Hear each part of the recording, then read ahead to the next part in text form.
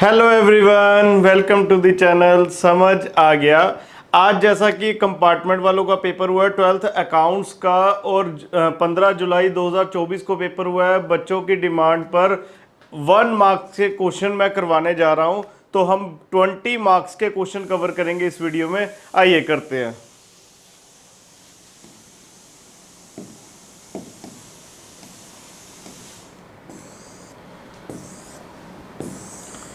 First question है बेटा, अर्जुन, बबीता और चार्ली 3 पार्टनर है। अर्जुन, बबीता और चार्ली। अर्जुन, बबीता और चार्ली 3 पार्टनर है। 2:1 की रेशो है। उन्होंने धीरज को एडमिट कर लिया जी 1/5 शेयर के साथ। उसके बाद क्या कह रहा है?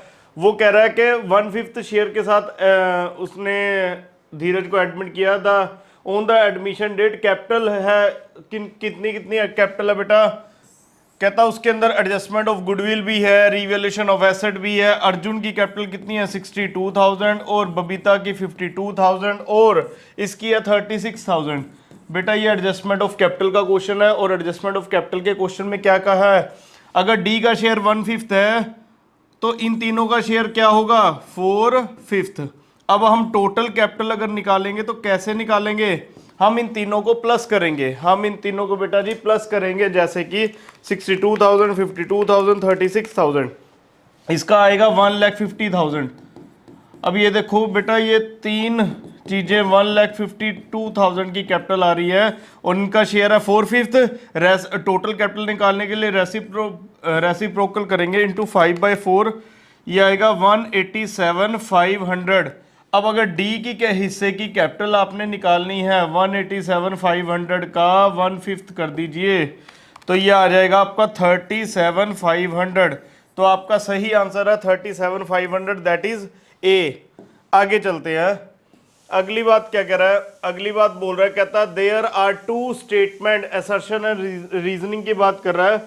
क्या कह रहा है? कह रहा है the maximum number of partners in a partnership firm 50, यानी कि मैक्सिमम नंबर जो है वो पार्टनर्स के पार्टनरशिप फर्म में 50 है। और वो क्या बोल रहा है? कहता है कि ये जो पार्टनरशिप फर्म है, ये जो मैक्सिमम नंबर है बेटा, ये पार्टनर्स के ये प्रेस्क्राइब किए गए पार्टनरशिप एक्ट 1932 ने। कभी भी 1932 ये प्रेस्क्राइब करता ही नहीं है। तो ठीक है, ए को हम सही मान लेते हैं और इसको गलत मान लेते हैं, तो आपका आंसर आ जाएगा सी। अगली बात करते हैं। कामिनी एंड लता, कामिनी, लता और मीरा 3 पार्टनर है और कैसे हैं वो? इक्वल के पार्टनर है जी। उन्होंने नील को एडमिट किया, तो नील को एडमिट कर लिया इक्वल शेयर के साथ। अगर ये इक्वल के साथ आएगा तो 1/4 शेयर के साथ आएगा। नील अपने हिस्से की कैपिटल भी लेकर के आया और गुडविल भी लेकर के आया कैश में। और on the admission of the Neel, goodwill appear कर रही है, ऑलरेडी अपीयर कर रही है इन द बुक्स। बेटा जी जब भी गुडविल ऑलरेडी अपीयर करे इन द बुक्स तो किस में बढ़ती है? ओल्ड पार्टनर ओल्ड रेशो में बढ़ती है। इसका सही आंसर है ए। आगे चलते हैं बेटा। रेनू, इसका रेनू, त्रिलोक और मानसी 3 पार्टनर है। 9, 6 और 5 की रेशो है। उन्होंने हीना को एडमिट कर लिया 1/10 शेयर के साथ। ओके। उसके बाद क्या कह रहा है? उसने 1/10 कैसे एक्वायर किया? Equally from Renu and equally from Trilok. Renu और त्रिलोक से इक्वल इक्वल एक्वायर किया। इसका मतलब क्या मैं कह सकता हूं? 1/10 का हाफ, 1/10 का हाफ उसने जो है आर से लिया और टी से लिया 1/10 का हाफ, यानी कि 1/20 एंड 1/20। तो ठीक है, अगर आर का शेयर निकालोगे तो आर का शेयर है 9/20 में से सैक्रिफाइस हो रहा 1/20 आ जाएगा 8/20। अब 8 तो इधर भी है, 8 तो इधर भी है, इसका मतलब टी की भी रेशो निकाल देंगे। 6/20 लेस 1/20, 5/20। अब 5 इधर नहीं है बट 5 इधर है, तो सही आंसर आ जाएगा इसका डी। आगे चलते हैं। आशु एंड रिया 2 पार्टनर हैं। आशु, रिया 2 पार्टनर है। इनकी रेशो है 4:3। 4:3 की रेशो है। दे एडमिट नीतू, उन्होंने नीतू को एडमिट किया 3/7 शेयर के साथ, ठीक है जी, 3/7 शेयर के साथ, विच शी टुक फ्रॉम 2/7, तो उसने लिया आशु से, और 1/7 लिया उसने रिया से। तो कह रहा न्यू रेशो निकाल दो। तो न्यू रेशो क्या है बेटा, 4 बाय आशु की अगर बात करें, आशु के पास था 4/7, उसने 2/7 दे दिया, तो 2/7 बचा आशु के पास। तो 2 इधर भी आ रहा है, 2 इधर भी आ रहा है, इसका मतलब अभी रिया के भी शेयर निकाल देंगे तब पता चल जाएगा। 3/7 में से 1/7 चला गया, 2/7, तो इधर 1 आ रहा है, ये नहीं आएगा, इधर 2 आ रहा है, बिल्कुल ये सी आंसर आ जाएगा इसका। आगे चलते हैं। आगे कहता है निखिल और शरारत, ये 2 पार्टनर है, इन्होंने इनकी रेशो थी 4-3। निखिल ने विड्रॉ कराया 6000, निखिल ने बेटा जी विड्रॉ कराया 6000, और ईच क्वार्टर का केस है, ईच क्वार्टर के केस में इंटरेस्ट ऑन ड्राइंग कह रहा है जी 5% लगेगी, और इंटरेस्ट ऑन ड्राइंग कितनी कैलकुलेट होगी, ईच क्वार्टर का जब भी केस होता है तो आपका बेटा 7.5 महीने लगता है, ठीक है जी। आगे चलते बेटा, आगे क्या बोल रहा है, आगे कहता है कि पवन कविता और गौरव, पवन कविता और गौरव 3 पार्टनर है, उन्होंने डिसॉल्व कर दिया पार्टनरशिप फर्म को। क्रेडिटर्स थे, creditors took over furniture, furniture की बुक वैल्यू थी कितनी बेटा, फर्नीचर था 60,000 का, और क्रेडिटर्स ले गए 10% कम में, 10% कम का मतलब 6,000 रुपये कम में ले गए, तो वो 54,000 का ले गए।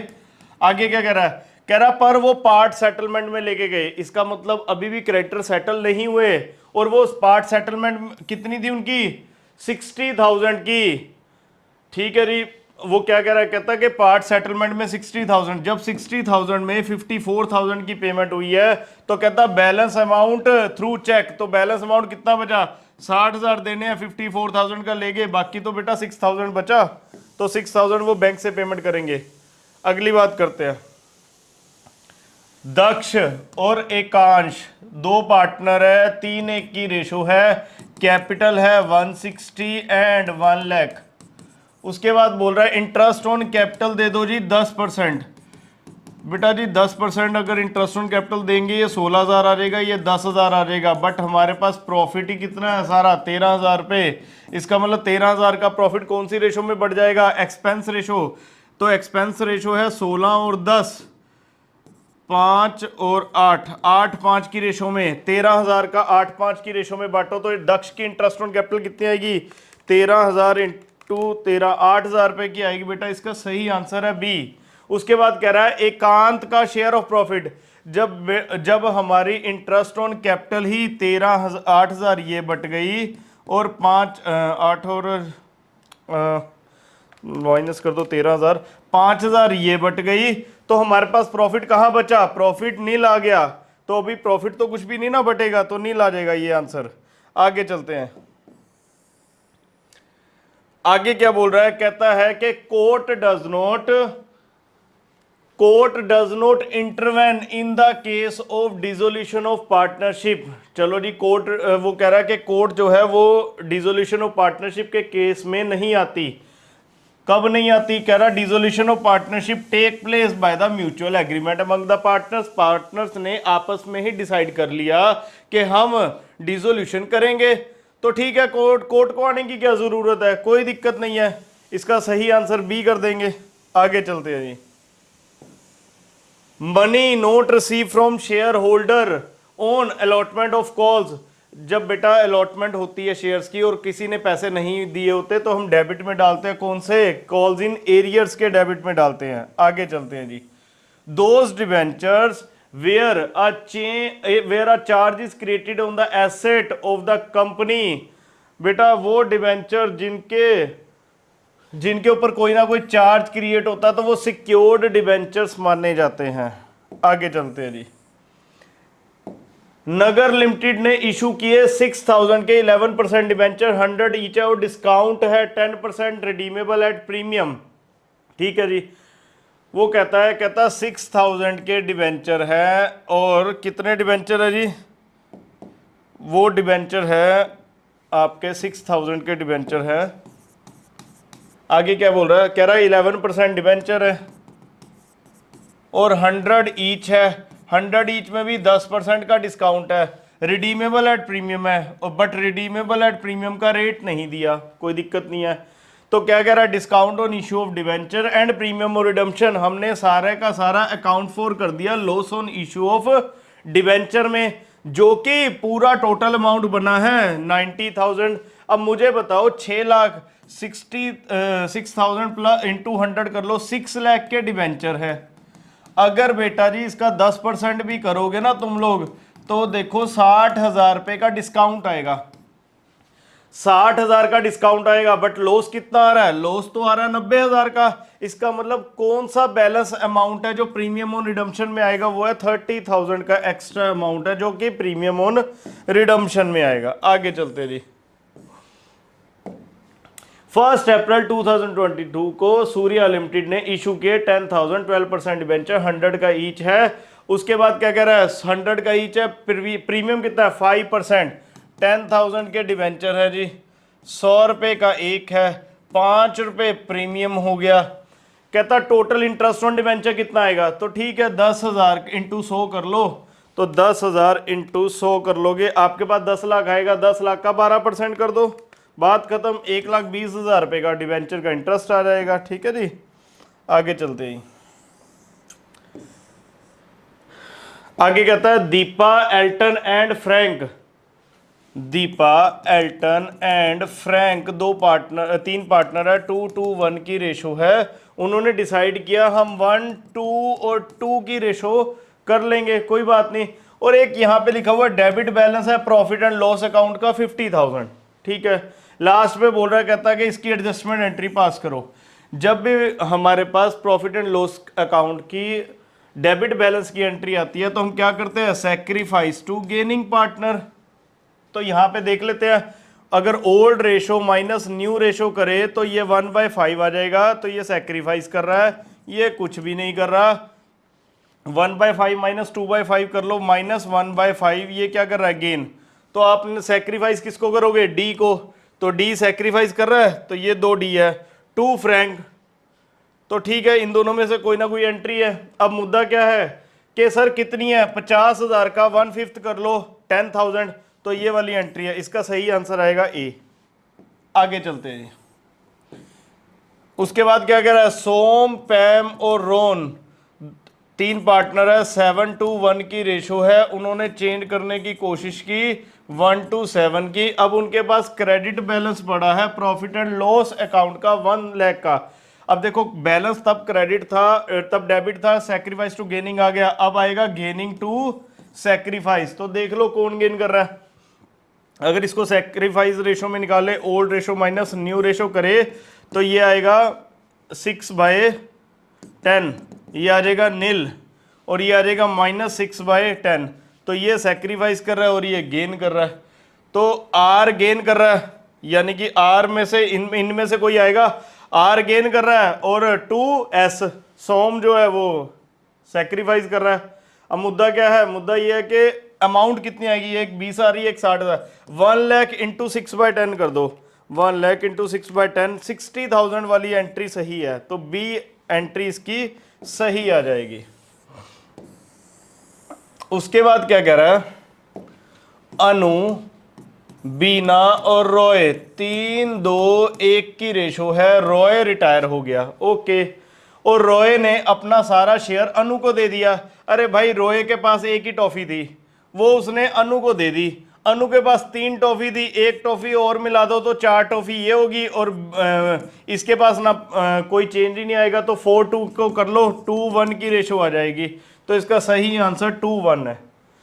अगर इसकी बात करें, आशा और युग और जुबिन 3 पार्टनर है, 4, 3 और 2 की रेशो है। जुबिन रिटायर हो गया और जुबिन का शेयर एक्वायर किया equally by the Asha and equally by Yug. अरे इसके बाद 2 टॉफी है, एक टॉफी इसने आशा को दे दी और एक टॉफी युग को दे दी। तो आशा के पास 4 टॉफी थी, एक मिल गई 5 हो गई, 3 टॉफी इसके पास थी, एक थी 4 हो गई, तो 5-4 की रेशो आएगी, यानी कि सही आंसर आएगा इसका बी। आगे चलते हैं जी। इसके बाद सिनोए लिमिटेड ने इशू किए 20,000 शेयर 10% प्रीमियम। प्रीमियम कितने का है 6, यानी कि 20,000 शेयर है 6 प्रीमियम हो गया। ओके, क्या बोल रहा है अब देखते हैं इसके बाद क्या बोल रहा है। कहता है एप्लीकेशन पे है 7 रुपये। अरे 7 रुपये है तो 1 रुपया प्रीमियम भी तो है, 6 + 1 प्रीमियम। अलॉटमेंट की बात करें तो 4 ये कितना आएगा, 4 नहीं आएगा, ये आएगा आपका, ये आपका आ जाएगा, दोबारा से करते हैं। एप्लीकेशन जो है वो है 6 + 1 प्रीमियम। अलॉटमेंट आपका आ जाएगा 5 है, 2 माइनस कर दो, 3 + 2 प्रीमियम। बैलेंस है फर्स्ट एंड फाइनल कॉल, यानी कि 10 + 6 प्रीमियम था ना जी, 10 + 6 प्रीमियम। इसका मतलब ये आ गया 10 में से 9 1 प्लस 6 में से 3 गए तो 3 प्रीमियम आएगा। ठीक है जी, अगली बात करते हैं। उसने क्या कहा, वो कह रहा है issue was fully subscribed, all the money was duly received accept allotment में पैसे नहीं आए, फर्स्ट एंड फाइनल कॉल पे भी पैसे नहीं आए। किसके, 1000 शेयर्स के। 1000 शेयर के, इसका मतलब एप्लीकेशन आ गई है। और दी शेयर वर फॉरफिटेड, और ये हमने जब्त कर लिए। On the forfeited share security premium कितने से डेबिट होगा, कितने से डेबिट होगा। देखो जो प्रीमियम आपको नहीं आया, जो प्रीमियम नहीं आया, 2 रुपये, 2 का 1 प्रीमियम नहीं आया, 3 का 1 प्रीमियम नहीं आया, तो टोटल 5 का प्रीमियम नहीं आया 1000 शेयर्स पे, तो 5000 से डेबिट होगा। ठीक है जी, इसका सही आंसर आएगा सी इसका सही आंसर आएगा। ये 5000 से प्रीमियम जो है वो डेबिट हो जाएगा। आगे क्या बोल रहा है, कहता the amount of share capital which a company is authorise कर दी कंपनी को to issue by its memorandum of association. देखो मेमोरेंडम ऑफ एसोसिएशन में हमारा एक सब्सक्रिप्शन क्लोज होता है बेटा, आपने +1 में भी पढ़ा होगा। तो ये उसी सब्सक्रिप्शन क्लोज के तहत हम ऑथराइज कैपिटल दे रहे हैं। ऑथराइज कैपिटल का दूसरा नाम है नॉमिनल कैपिटल। ऑथराइज कैपिटल का दूसरा नाम है नॉमिनल कैपिटल। ठीक है जी, इसका सही आंसर आएगा डी। उसके बाद beta limited offered for subscription 1 lakh equity share of ₹10 each at a premium of 100% payable entirely on application. बेटा जी 1 लाख रुपए आपने इशू किए हैं, ठीक है जी, 10 रुपए का एक है और प्रीमियम भी 100% है, तो 10 रुपए ही प्रीमियम भी हो गया। एप्लीकेशन रिसीव कितने पे हुई है, 5 लाख रुपए पर। एप्लीकेशन आपकी 5 लाख रुपए पर आई है। The company decided to allot the share on pro rata basis to all the applicants। वो कह रहा बताओ एप्लीकेशन पे कितनी मनी आएगी। तो एप्लीकेशन पे 5 लाख बंदे जो है बेटा जी वो 20 रुपए देंगे ना, 10 रुपए वैसे और 10 रुपए प्रीमियम पे, तो 5 लाख इंटू 20 कर लो, ये देंगे आपको एक। ये बेटा इसका सही आंसर आएगा ए आएगा। क्लियर है जी, आगे चलते हैं। ये 3 नंबर के क्वेश्चन आ गए। अभी हम अपने 1 नंबर के क्वेश्चंस को पूरा करेंगे।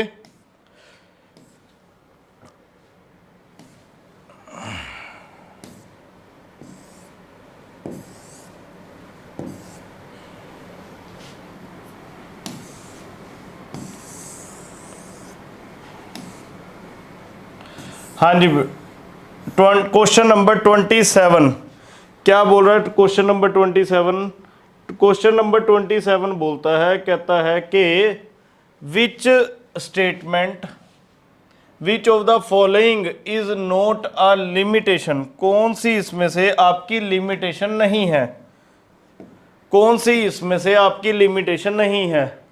तो देखो मेरे को तो ये लगता है कि इसमें से हमारी क्या कह रहा है, कहता है relative importance of different components of the financial position of the firm. इसका सही आंसर सी है। आगे चलते हैं जी। Ratio that are calculated for measuring the efficiency of operations of business based on the effective utilization of the resources. देखो जी जो आपके ऑपरेशंस की एफिशिएंसी को नापती है वो बेटा है टर्नओवर रेशो। उसके बाद क्या कह रहा है, sale of patents. Sale of patents की अगर बात करें तो सेल ऑफ पेटेंट्स 50 लाख के हैं, इससे क्या होगा, सेल ऑफ पेटेंट करेंगे तो पैसा आएगा, और पेटेंट्स आपके फिक्स एसेट है, तो फिक्स एसेट आपकी इन्वेस्टिंग में जाती है तो आपको पैसा आएगा। तो इसका सही आंसर डी है। उसके बाद इनकम टैक्स पेड कहाँ पे जाएगा? ऑपरेटिंग में। आगे जाते हैं। The quick ratio of company is 1:1। Quick ratio है आपकी बेटा 1:1 है। इसका अगर 1:1 भी है तो इसका सही आंसर बी है। कैसे है? मान के चलो आपकी 1:1 है तो 2 लाख के क्विक एसेट आ गए, 2 लाख की करंट लाइबिलिटी आ गई। अब अगर आपने इन्वेंट्री को बेचा है क्रेडिट पर, तो क्रेडिट पर बेचा है तो 50,000 के डेटर आ जाएंगे। तो 2.5 लाख डिवाइडेड बाय 2 लाख कर दोगे तो इससे क्या होगा? आपकी जो रेशो है वो बढ़ेगी तो सही आंसर बी आ जाएगा। लास्ट क्वेश्चन है 1 मार्क्स के लिए। Which of the following transaction will result in cash outflow from operating activities? Operating activities का कौन सा कैश आउटफ्लो है? Payment to creditors. ठीक है जी, क्लियर है बेटा? चलिए, अगर आप आगे 3 मार्क्स के लिए, 4 मार्क्स के लिए एंड 6 मार्क्स के लिए वीडियो चाहते हैं तो नीचे कमेंट में बता दीजिएगा, मैं इसकी वीडियो बना दूंगा।